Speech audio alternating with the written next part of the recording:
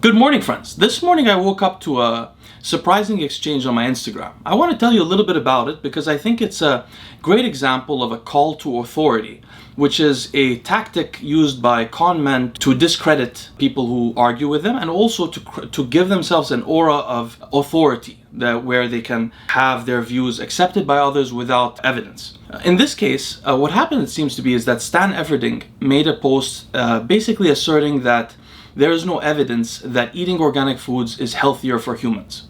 Apparently, one of my subscribers commented on that post, mentioning a video I made on the subject with citations in the video, and Stan then responded saying, unfortunately, Leo is not credible, or something like that.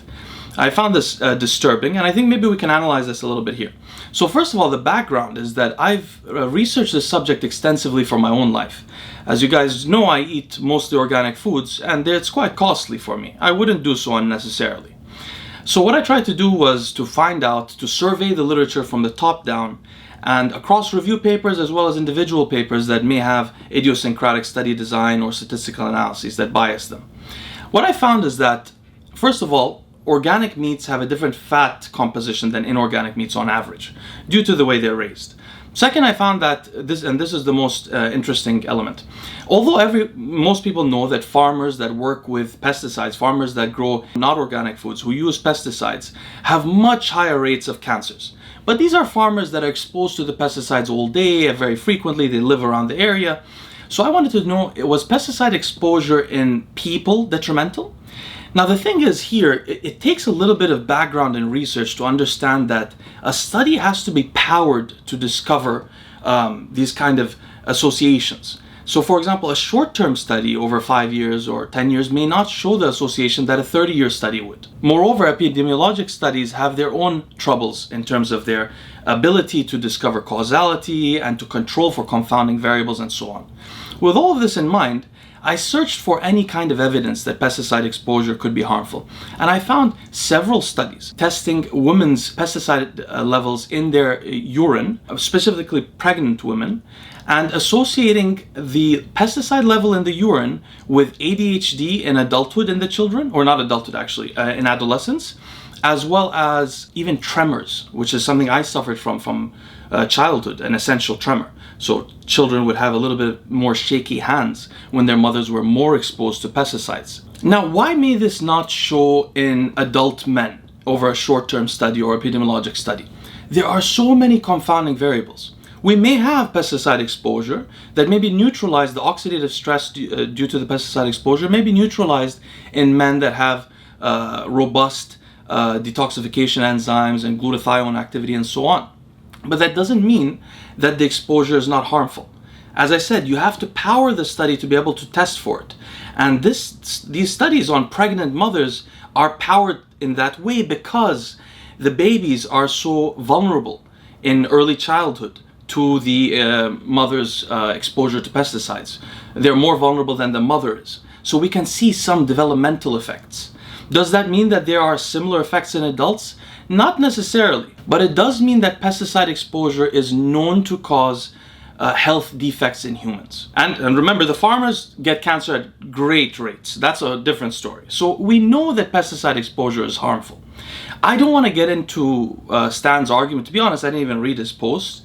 But what was interesting is when I originally saw my subscriber commented about my video, I thought Stan would watch the video, look at the citations, see if, for example, sometimes people make a whole video on one paper. That's a different story. But maybe he would see the video and see, oh, there's a bunch of papers on pregnant mothers. Let me check this out. And he could maybe change his opinion. But instead, he responded in a very odd way, saying Leo is not credible. Leo has I don't base anything I talk to you guys about on credibility. I am not an authority figure in terms of learning. What I do here is learn with you guys. I try to learn by myself, research, and then take you through the exact papers and thinking that developed my opinion. So you can come up with your own opinion that could be different than mine, that could be well-founded on the studies that I discussed, or you could even find your own studies that may have slightly contradictory effects and come up with your own opinion in the end. The point is that we're all about the democratization of knowledge. We're about sharing knowledge, learning how to read papers, and so on. We're not about me talking from a point of authority down to you. Believe me, I know I'm credible. I don't do that. So I don't know what Stan is thinking. Second, I'm actually trained as a researcher. While I never published research, I have worked on research that is published, major research, and I was trained by some of the best academics in the world. I also managed a research laboratory for a long time and was a paid research assistant for years. I have a background in research, in fact, particularly quantitative research, statistical analysis, and behavioral experimental design. I used to help professors actually at the London School of Economics design their studies because I managed the research laboratory that they used and had to approve the studies were used in our lab. So I do actually have a background. I'm not completely random, but I don't try to talk about this too much because that's not the reason to listen to my videos. The reason to listen to my videos is because I go through the research and you can actually look at the papers or learn what I learned about the papers individually. So I do have a background in research specifically.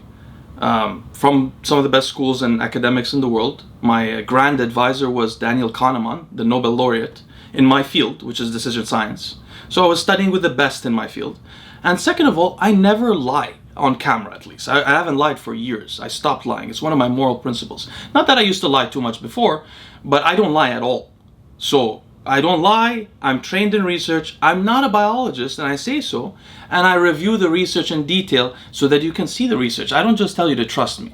I felt that this comment from Stan was really undeserved, and moreover, to be honest with you, I held Stan in high regard for the way he interacts with people on video. I thought of him, maybe unjustly, as a moral and responsible person with interesting ideas. He seems to be creative. For example, his 10-minute walks were quite creative. But this was really alarming, Generally, when people come to you and say, I'm Dr. so-and-so, or tell you something without evidence, which Stan doesn't do, by the way, but when people do that, that's a call to authority. The same exists when someone does the reverse. They say, this person is not credible for, they don't have a degree in biology, or they don't what. But the guy's reviewing all the papers. Why don't you look at the papers and respond to them? You know what I mean? It's different if the guy is sending you one paper and you're like, oh dude, how do I respond to this? There's 20 papers. I've seen that paper. That gets a little complicated, and I tend to ignore people like that, when it's just one paper. But if you talk about someone who's reviewed the evidence and has a comprehensive video on the subject and you dismiss it because you say that they're not credible, I don't even understand that. How is Stan credible exactly? Stan hasn't been a researcher. Stan has never studied experimental design. Stan can't understand statistical analyses, I'm sure. Stan has never been to a top university. So I don't know why he would do that. Anyway, it upset me a little bit. But moreover, Stan makes mistakes constantly. Like, for example, his understanding of fructose and the biology of fructose and the health effects of fructose is very off.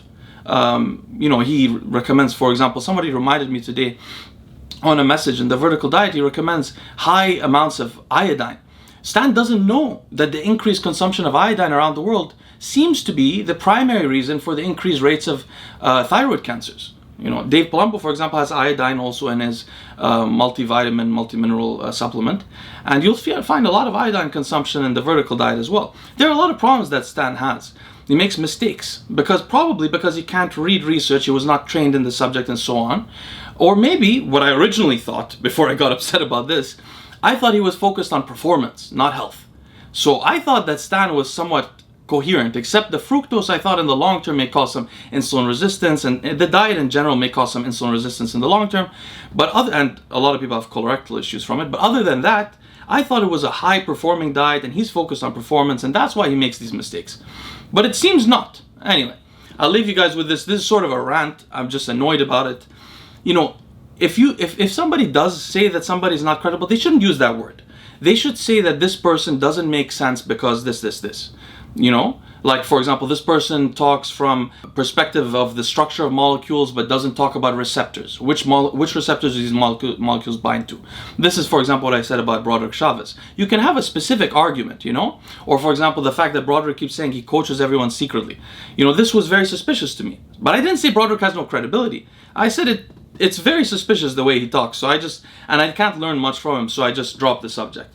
So you have some kind of argument. But to say somebody's not credible for no reason, it's just unacceptable, really. So Anyway, I was planning to review the vertical diet in detail. I just didn't have much time, but I'll do so in the future. Anyway guys, thank you for bearing with me. I'll see you next time.